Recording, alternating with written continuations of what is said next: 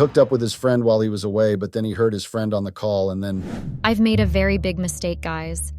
I don't even know where the mistakes began. I've destroyed my once happy marriage because of my lustful desires. I don't even know how I got here. Everything was at the verge of being lost. Everything happened so fast, and I'm so ashamed of myself right now. I've done something so despicable. I can't even look myself in the mirror right now, and I don't think I will ever be able to forgive myself for having an affair with my husband's friend. I blame myself for everything. I got so carried away by my lust that I couldn't even control myself. What should I do now? I'm so confused and lost.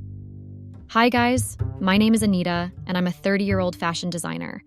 I have been a fashion designer since I was 16 years old, but not professionally though. I learned the basics of fashion designing from my mom.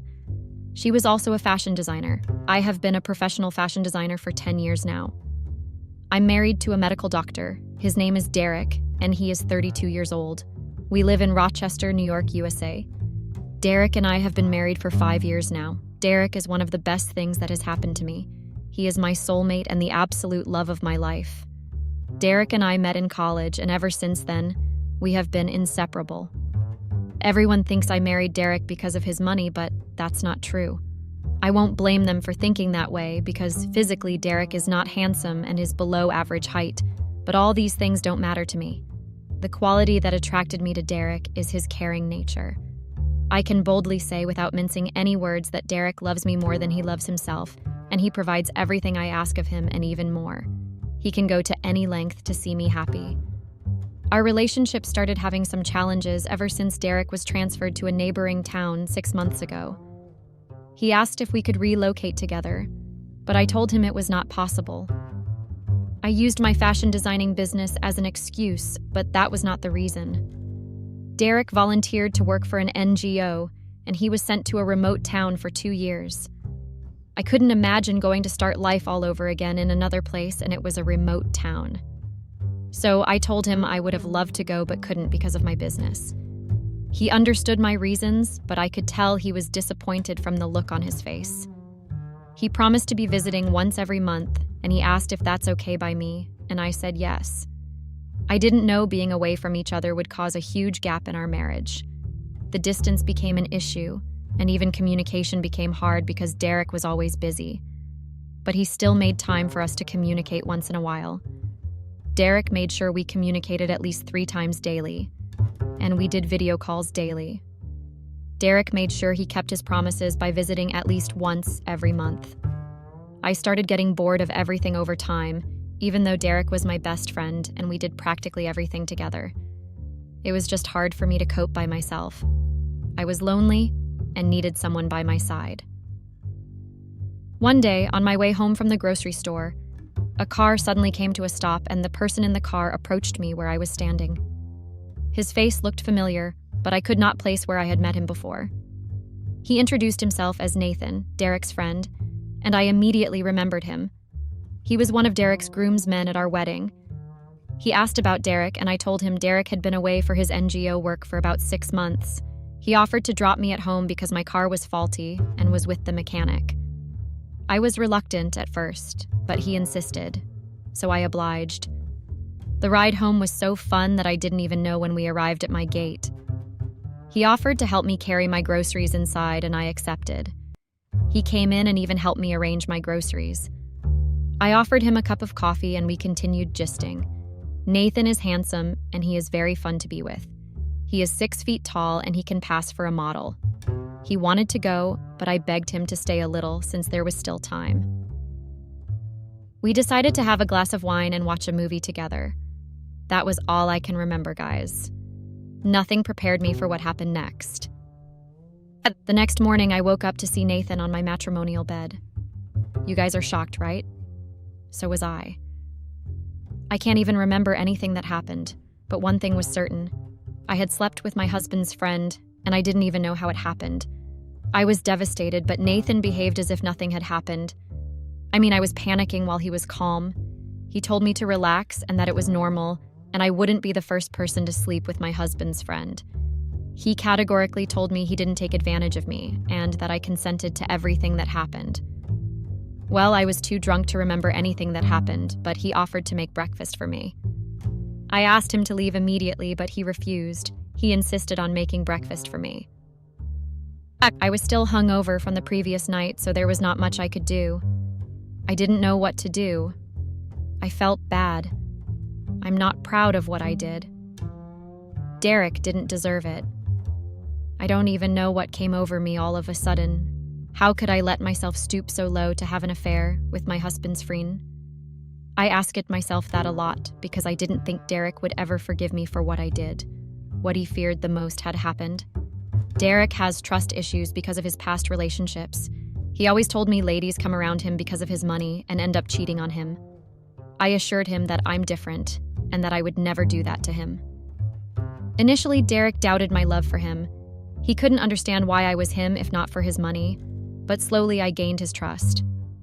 I made him understand that there's more to a person than just looks, and I made see himself in another light. I can't believe I have broken that trust. How do I convince Derek that I got carried away? I know he would think I'm just like the rest of his exes. I was so scared because I knew how wrong I'd been. I was still thinking of what to do when Nathan walked in with a food tray in his hand. I was furious, but I couldn't bring myself to ask him to leave. He offered me breakfast, and I ate. He consoled me and told me everything would be fine. I feel so bad right now because even though I could have stopped, I kept making the wrong choices.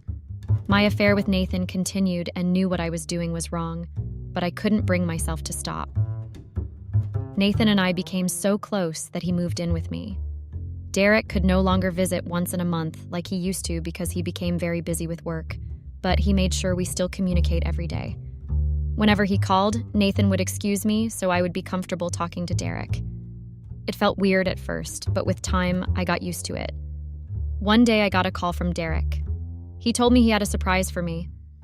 I thought he had sent a package for me as usual, but I was wrong.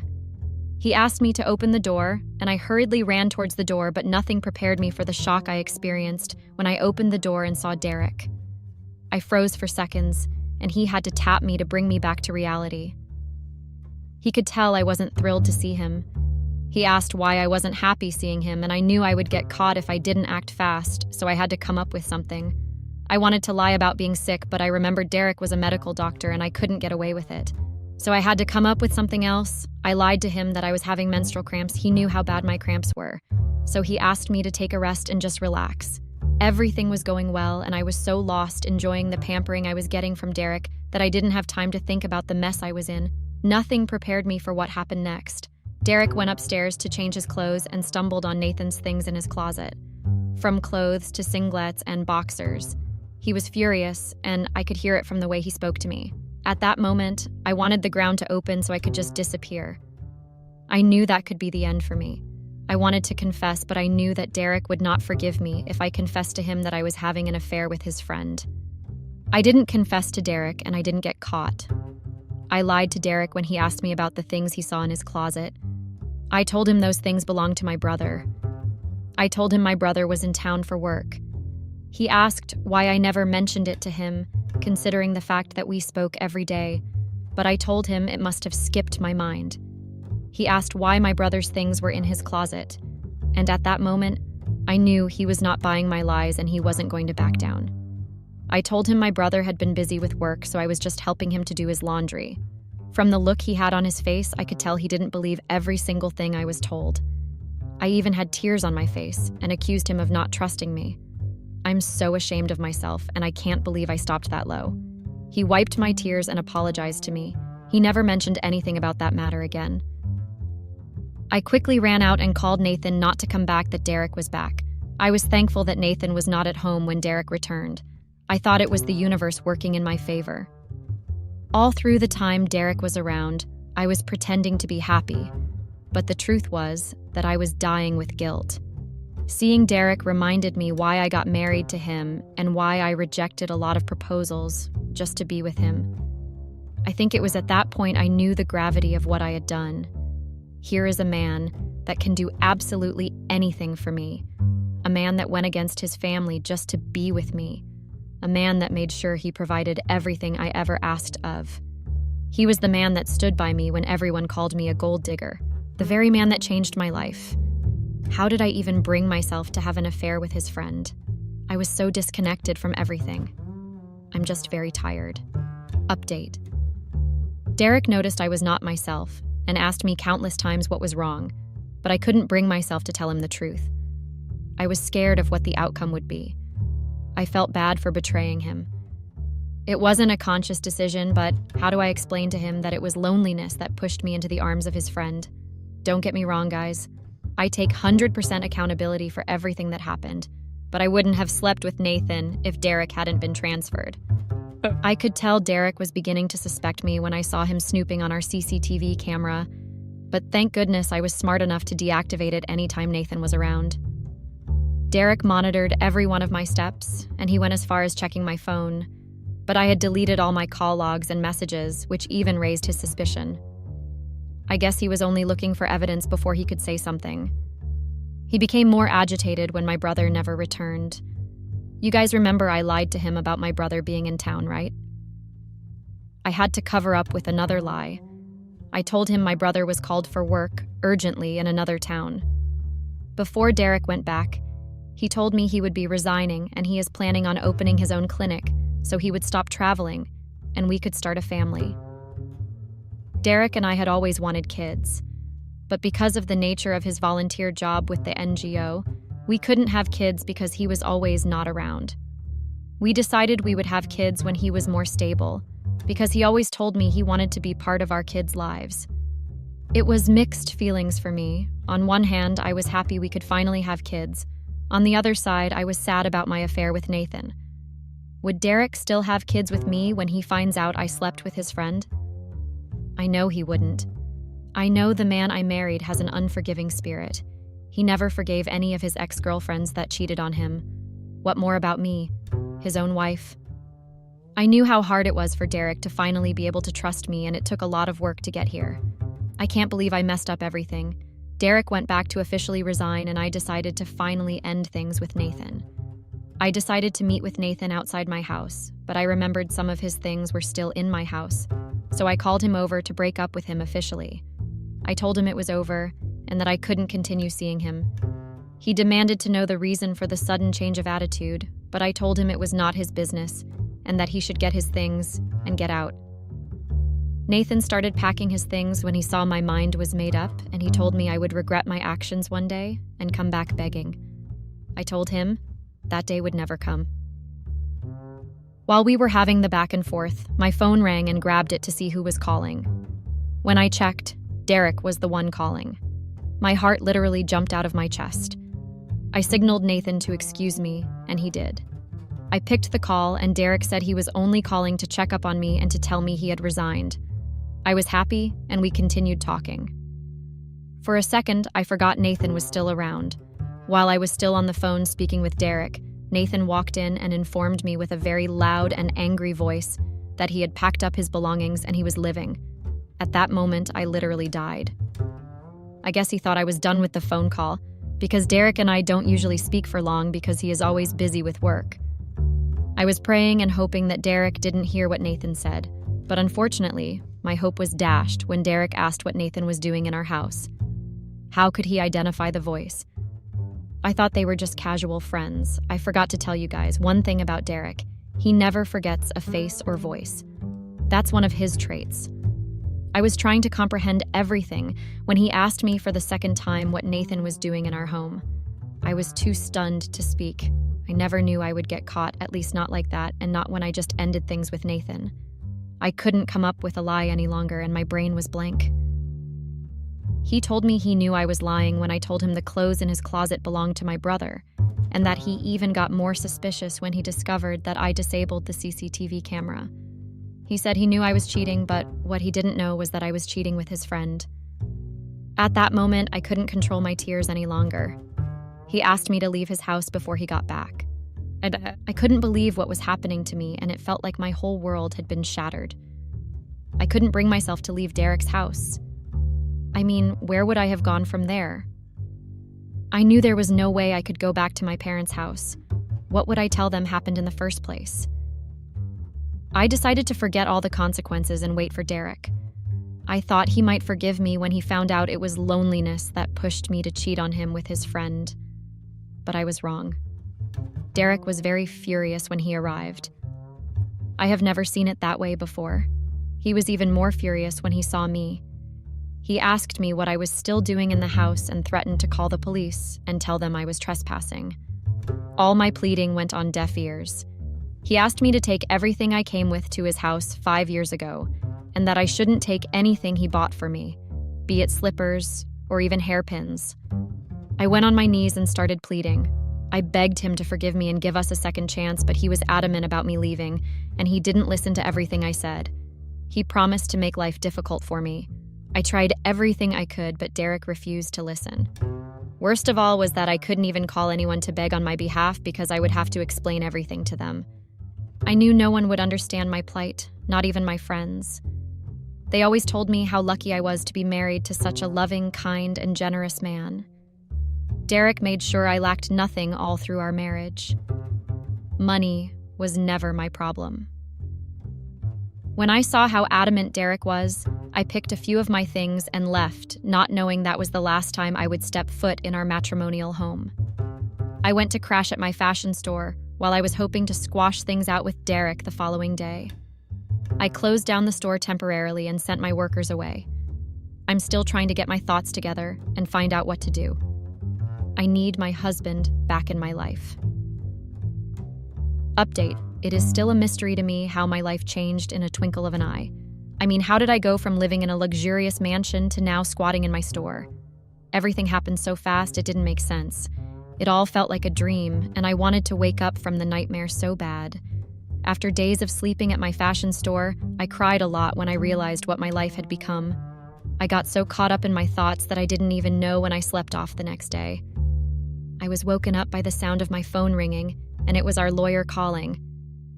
He said he wanted to see me, and I asked him to come to the store. I got the biggest shock of my life when our lawyer arrived with divorce papers. I couldn't believe my eyes.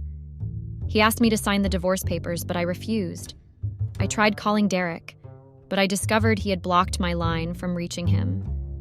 I decided to go see him at the house, but while I was preparing to go, some group of people arrived at the store, and the lawyer introduced them to me as the new owners of the store. I was flabbergasted, and it took all the little strength left in me for me to keep standing. Apparently, Derek sold my store and gave the proceeds to charity. I couldn't believe my ears, guys. Why would Derek do this to me? I never believed he was capable of such a dubious thing. I know he was the one that opened the store for me with his money after we got married, but I was the one that worked hard to make it what it is now. How can he just throw away my hard work? His name was on the ownership documents, but I never imagined us getting divorced. The new owners of my store gave me 24 hours to vacate the store. I was grateful because 24 hours was more than enough for me, because I thought I could make Derek forgive me and change his mind. I left the store for Derek's place, but I got another shock of my life again. Derek had sold our house and I was not allowed in. It was at that point I knew I had lost everything. I didn't have time to feel sorry for myself anymore, because I knew Derek had made up his mind to frustrate me. I tried calling him several times, but it never went through. I signed the divorce papers and decided to move on with my life. I left the store and decided to move to a hotel. I got another shock when my card was declined. Apparently, Derek has striked again. This time, he wiped everything from our joint account because we operated a joint account together. I was the one that suggested the idea because Derek earned more and it made me have access to his money and could go shopping anytime I wanted. I faced the biggest embarrassment of my life that day, and the hotel receptionist wanted to make a scene. I had to leave before things escalated. Here I am, guys, homeless, divorced, and penniless. I can only get the alimony when the divorce is finalized. It dawned on me at that moment that my life was over. I used my hands to ruin my life. With all hope being lost and me not having anywhere to go, I decided to contact Nathan. At first, he refused to pick up my call, but picked it up when I continued calling. I asked if we could meet so we could talk, but he told me he was busy and didn't have time. I told him everything that had happened to me and that I was homeless and needed a place to stay urgently. He told me he wasn't in town, I asked if I could go to his house, and he said that his girlfriend was around. That was another huge shocker for me. He told me he has a girlfriend now and that I should move on with my life. He told me he was only having fun with me and that it was nothing serious. Nathan went on to tell me how he once met Derek at a bar, and they were gossiping about women and how they cheated. According to him, Derek had been singing my praises, that he knows I can never cheat on him, and that he trusts me with his life. So, he decided to experiment and see if what Derek was saying was true, and unfortunately, I fell easily for his tricks. Guys, listening to Nathan made me realize how loose I was. I felt dirty at that instant and asked myself how I allowed myself to fall for his cheap tricks. No matter how hard I tried, I couldn't forgive myself for the mistake I made. I was so mad at myself that I fell into depression. Nothing made sense to me again. I couldn't even reach Derek so I could apologize for breaking his trust and causing him pain. I decided to pick up what was left of my life. I went back to my parents' house in Chicago, where I joined my mom in her store. The news of my infidelity soon spread like wildfire across the town. Life never made sense to me again. Can you guys imagine that a few months ago, I was living like a queen in a big palace, and now I'm back in a small town where I have to depend on my parents for everything? I couldn't even afford to buy myself things as little as underwear. My life became a horror movie from the day I had an affair with my husband's friend. The lust was never worth it, and it would never be worth what I lost. I regret everything, but it's too late now, and I know it. I wish I never went out shopping for groceries on that fateful day. I wish I never met Nathan or even fell for his tricks. That was how I ruined my marriage and life. That's my story, guys. I hope we all learn to be faithful to our partners, and most importantly, we should never bite the hand that feeds us. I guess everyone knows this except me. Thanks and goodbye. Hey Reddit, I never thought I'd be posting here, especially about something this personal. But here I am. I guess I just need to get this off my chest. You ever have one of those mornings where you wake up and something just feels off? That was me on that fateful day. The birds outside our window were still chirping. The golden hue of dawn was peeking through the blinds, but something just wasn't right. My eyelids felt heavy as I blinked the sleep away, adjusting to the semi-darkness of our bedroom. Stretching, I turned to where my wife, Serafina, usually lay curled up beside me. But instead of the sight I was accustomed to, her wrapped up in her baby blue nightgown, I saw her oddly half-dressed. It looked like she had started to change into her day clothes but gave up midway.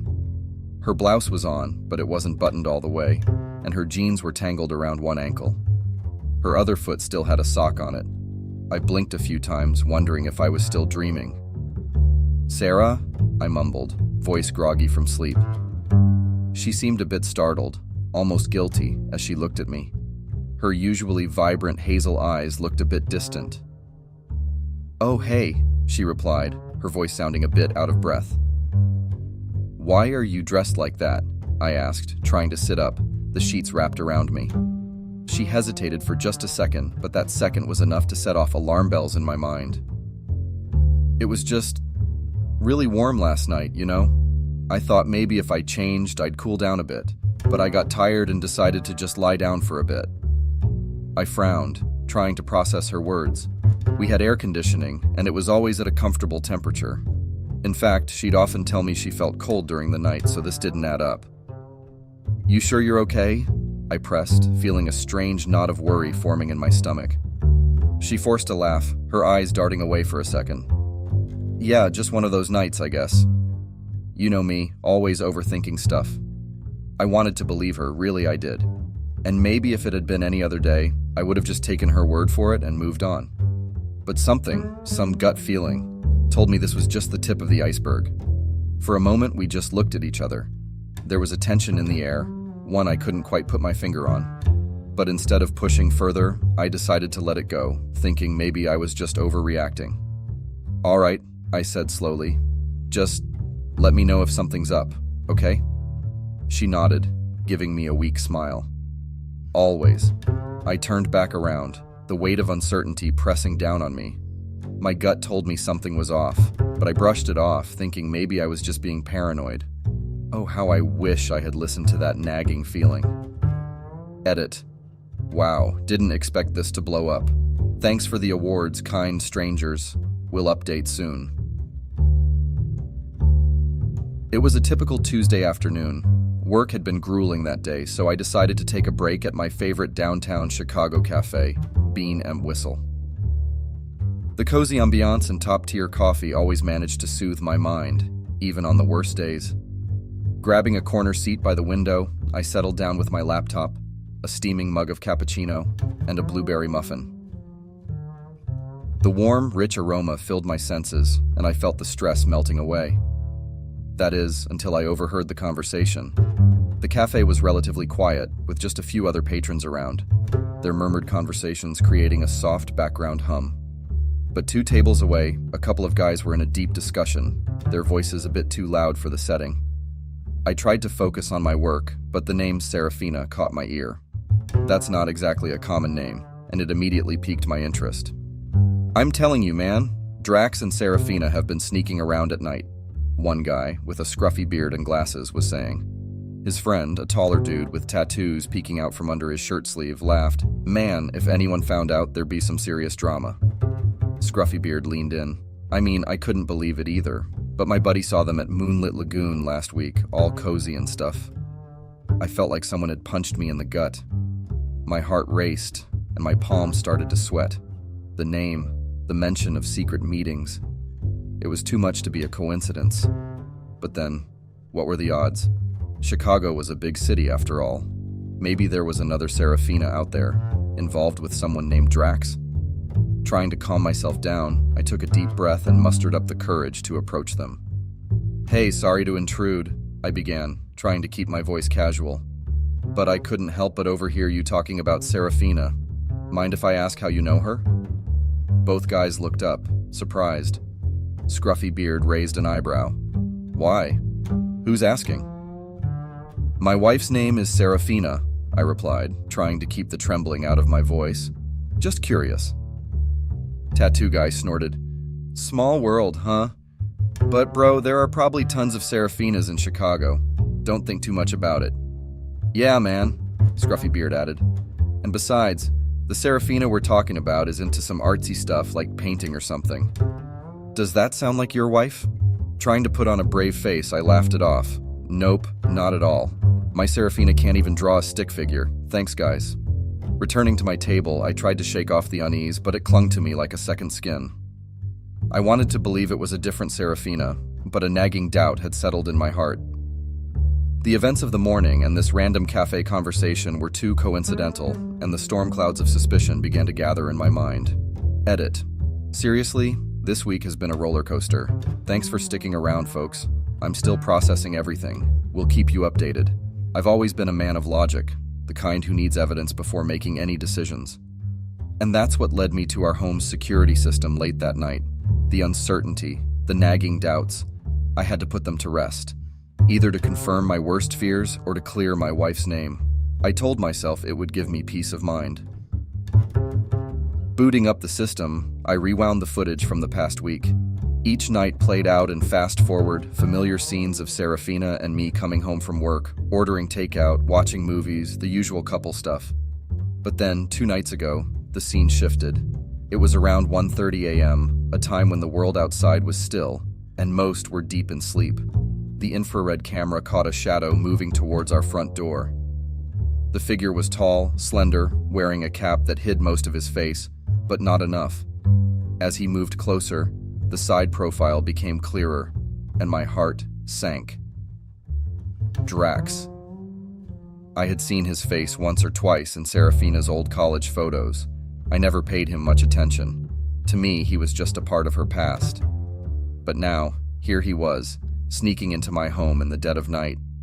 The footage showed him typing in the passcode to our front door, a passcode only family knew. The door opened, and he disappeared inside. My hands clenched into fists, nails digging into my palms. The clock ticked on, turning minutes into hours, and just before dawn he emerged, looking around cautiously before slipping away into the shadows. I felt a cold numbness spread through me. The weight of the betrayal was almost too much to bear. The pieces of the puzzle now fit together in a clear, painful picture. The half-dressed morning, the overheard conversation at the cafe, and now this footage. It all pointed to the reality I was reluctant to accept. I sat there in the dark, the glow of the monitor, the only light. Feelings of sadness, anger, and disbelief waged a war inside of me. The woman I loved, the one I trusted more than anyone else, had betrayed me in the deepest way possible. I took a deep breath, trying to calm the storm inside. One thing was clear: I needed answers, and I was determined to get them. Edit. This has been the hardest thing I've ever had to write. Every moment feels surreal, like I'm in some twisted nightmare. Thanks for the outpouring of support. I never imagined sharing this here would help, but reading your comments gives me strength. More updates to come. That evening was probably the longest I'd ever endured. I paced our living room, waiting for Serafina to return from work.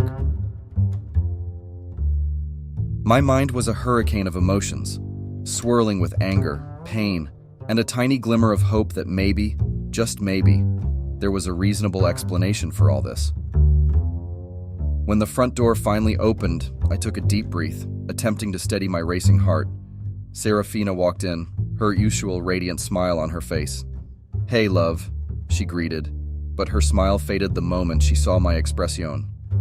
"Jalen, what's wrong?" Without a word, I turned on the TV and played the security footage. The color drained from her face as she watched Drax enter and then leave our house.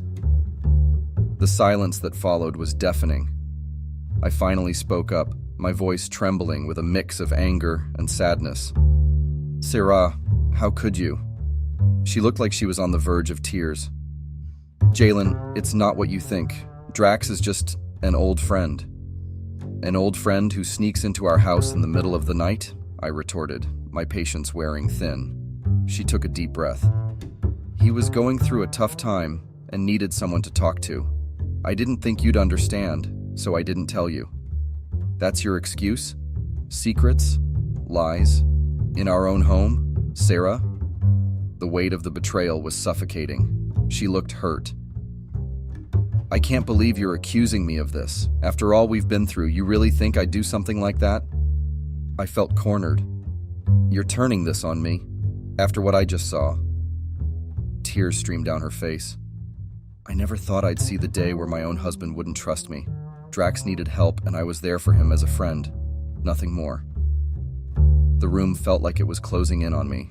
I wanted to believe her, but the evidence, the secrets, the whispers, it was all too much. "So you expect me to just accept this? To believe it was all innocent?" She sobbed. "I just wish you'd trust me." The atmosphere in the room was thick with tension and unsaid words. Here we were, two people who promised to stand by each other, now miles apart in trust and understanding. The chasm between us felt insurmountable.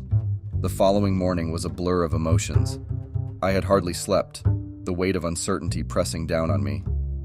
My morning coffee had lost its flavor, every sip a bitter reminder of the turbulence in my life. I decided to get some fresh air, hoping it would clear my mind. As I stepped out onto our porch, I noticed Luna, our neighbor, anxiously waiting by her front door. Luna was an enigmatic figure in our neighborhood, known for her love for plants and her strikingly beautiful blue-gray eyes. We had exchanged pleasantries a few times, but nothing more. Seeing me, she hurried over, her usually composed demeanor replaced with one of urgency. "Jalen," she began, her voice soft. I think you should see this." She handed me a small envelope. Inside were a series of photographs, each one like a dagger to my heart. They showed Drax and Serafina together, outside my house on various nights. Their body language spoke volumes, suggesting a familiarity that went beyond mere friendship. "I noticed him visiting when you were on your business trips," Luna admitted, her eyes filled with sympathy. "I thought you should know." I struggled to find words. "Luna? Why?" She sighed. "I've been through betrayal, Jalen. I wouldn't wish it on anyone, especially not someone living right next door. You deserve the truth." Feeling a mix of gratitude and anguish, I mumbled, "Thank you, I can't believe this is happening. Luna placed a reassuring hand on my shoulder. Trust your instincts, Jalen, and always remember, the truth has a way of surfacing. As she walked away, her words echoed in my mind. Here was an unexpected ally in my corner, guiding me to confront the reality I had been trying to avoid. It was another week of restless nights. With each revelation, the ground beneath me felt more and more unstable. But if I was to find the whole truth, I knew I had to keep digging. Remembering an old phone Serafina discarded a while back, I decided to see if it held any clues. But my tech skills were laughable, and I needed help. Enter Zeke, my childhood friend and a wizard with electronics.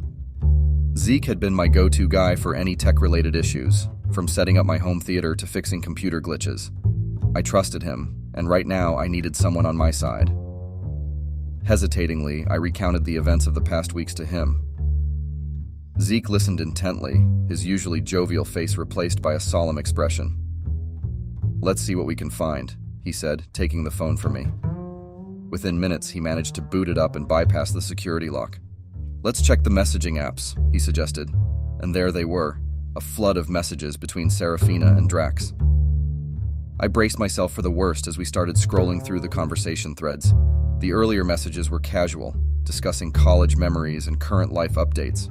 But as time went on, the tone shifted. They began sharing dreams, fears, and secret desires. Then came the messages that felt like punches to my gut. Drax. "Every night with you feels like a stolen moment. I wish we didn't have to hide." Serafina. "Me too. It's hard pretending, especially with Jalen. I wish things were different." Drax. "Someday, we won't have to sneak around. We can be together, openly, without any fears." Serafina. "That's the dream, Drax. Just hold on a little longer." The screen blurred as tears welled up in my eyes. Zeke put a comforting hand on my back. "I'm so sorry, man," he whispered. The messages painted a clear picture. Their relationship was deeper and more entangled than I had ever imagined. The woman I had pledged my life to was dreaming of a future with another man. Edit. I'm at a loss for words. This feels like a cruel joke. Zeke has been a pillar of support, and I'm thankful for that. But the pain of these revelations is unbearable. To everyone sharing their stories and advice, thank you. I'm processing all of this slowly. I'll keep you updated. The fallout was swift and intense. I had imagined confronting Serafina immediately, but the weight of my discovery kept me paralyzed with pain. Maybe it was that hesitation that gave her the upper hand. It began subtly. Things would be out of place around the house. Personal items disappeared and then mysteriously reappeared days later. "Jalen," she'd coo, "you're becoming so forgetful. Maybe you need to see someone, get some rest." Then came the gatherings. At family dinners or outings with friends, she'd laughingly recount tales of my supposed lapses in memory or bouts of paranoia. "You won't believe what Jalen did the other day," she'd start, her stories making me sound unhinged and delusional. One evening, I overheard her talking to her sister on the phone. "I'm really worried about Jalen," she whispered, her voice dripping with fake concern. "He's been acting so strange lately, snooping around and accusing me of the wildest things. I think he might be having a breakdown." Soon, friends and family were looking at me differently. The hushed conversations, the pitying glances. I felt like a pariah in my own life. The more she twisted reality, the more I questioned my sanity. Maybe I was wrong. Perhaps those messages were innocent. Could the late-night meetings have been harmless? Desperation led to self-doubt. The gaslighting was working. There were moments I found myself staring in the mirror, wondering if the man looking back was indeed losing his mind. The worst part? The isolation. Friends, once close, now kept their distance. Conversations were brief, punctuated with awkward silences. Family gatherings became an exercise in endurance, with Serafina playing the concerned wife to perfection. The world as I knew it had shifted. Reality became a muddled, distorted reflection, and I was trapped in the center, struggling to find my footing. The weight of it all pressed down on me daily. Every whispered conversation, every sideways glance was a cruel reminder of the place I found myself in. Lost, doubting, and increasingly isolated. But I knew deep down that I couldn't live in this state of suspended disbelief forever. The answers, whatever they were, lay buried beneath layers of deceit. Determined, I decided to dig deeper into Serafina and Drax's history. I had to know how this began. A box of Serafina's old belongings, gathering dust in the attic, became my starting point. Sifting through it felt like intruding into another life, a life I was never meant to know. Between old journals and photo albums, a picture began to emerge. There was Serafina, noticeably younger, radiant with happiness beside Drax. They were in various places: beaches, mountaintops, city streets. Their smiles spoke of deep affection. I felt the pang of jealousy, a visceral reminder of the present. Then, buried among the pages of a diary, I found a folded letter, the edges yellowed with age. It was addressed to Serafina from Drax. Hesitatingly, I began to read. Serafina, our love was never meant to be tangled in this web of family expectations and feuds. I'd give anything to be with you freely, without the shadows of our family's pasts looming over us. I still dream of the day we can be together, unburdened. Always yours, Drax. The pieces began to click into place. Further reading revealed a heartbreaking tale. Drax and Serafina had once been engaged, deeply in love, but torn apart due to a bitter family dispute. They had gone separate ways, nursing broken hearts, until their paths crossed again years later, after Serafina and I were married. The old flame, it seemed, had never died. They'd found solace in stolen moments, clinging to the memories of a love interrupted but never truly over. The realization was devastating. The foundation of my marriage was built on half-truths. The love I believed was uniquely ours was shadowed by a love story that predated our own. Edit. I'm shattered. Knowing the full truth somehow hurts more than the suspicion did. I feel like I've been living in someone else's love story, playing a part I never auditioned for. Thank you for being my sounding board, Reddit. Without you, I'd truly be alone in this. The house seemed eerily silent as I waited for Serafina to return from work. The emotions within me boiled, a mix of pain, anger, betrayal, and a fierce determination to face the truth head-on. She walked in, the clack of her heels on the wooden floor echoing through the hallway. Our eyes met, and the tension was palpable. Without uttering a word, I laid out the evidence before her. The photos, the messages, the letter from Drax. She scanned them briefly, then met my gaze with an icy, emotionless stare. There was no hint of the woman I once knew, the woman I'd pledged my heart to. This was someone else. You've been busy, she remarked, her voice dripping with disdain. Why, Serafina? Why all of this? Was there ever any truth to our love? To our life together? She let out a derisive chuckle. You? You were the safe choice, Jalen. Steady, reliable, predictable. But passion? Love? Those were always reserved for Drax. You were just convenient. Her words were like sharp daggers, each one cutting deeper than the last. My mind raced, trying to grapple with the cruelty of her confession. So, all those years, our memories, the vows, all lies? I asked, my voice shaking. She shrugged. Sometimes we make choices out of necessity, not desire. I felt a rush of anger, my vision blurring with tears. I deserved the truth, Serafina. I deserved love, genuine love, not this twisted game you've been playing. She smirked. Life isn't fair, Jalen. You played your part and I played mine. It's time to move on. The coldness in her ease, the lack of remorse, it all hit me like a ton of bricks. This wasn't the Serafina I fell in love with, or maybe I'd never really known her at all. Leaving Chicago wasn't a fresh start. It was an attempt to escape the constant reminders of betrayal that seemed to lurk in every corner. I found myself on a highway heading to Seattle, not because it beckoned with promise, but because it was distant and unfamiliar. Each mile was a step away from what was, but not necessarily towards anything better. Seattle's gray skies did little to lift my spirits. Instead, they reflected the turmoil inside. I rented a small, dim-lit apartment away from the heart of the city. Its cold, undecorated walls mirrored the emptiness I felt. No warm welcome, just a space devoid of memories.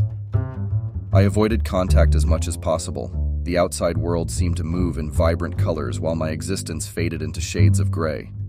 The laughter and joy of strangers felt alien, almost mocking. Meals were mechanical, eat to live, not live to eat. Sleep, when it came, was filled with dreams of confrontation, of seeking answers, of waking up to find it was all a nightmare. But each morning, reality reasserted itself with a cruelty that was unyielding. The faces at the local convenience store, the bus driver, the few coworkers I interacted with, they all became blurred images in the background of a life that felt more like mere existence. Connection seemed pointless. After all, the deepest connection I'd ever had was built on deception. Days turned into weeks, then months. The pain didn't fade. It merely settled, like a shadow I couldn't shake off. I stopped trying to outrun it, instead surrendering to its omnipresence. Edit. I wish I could tell you all that things got better, that there's a light at the end of this tunnel. But truth be told, right now, it feels never-ending. I read every message, every piece of advice, and while I appreciate them, the void remains. Thank you for listening, Reddit.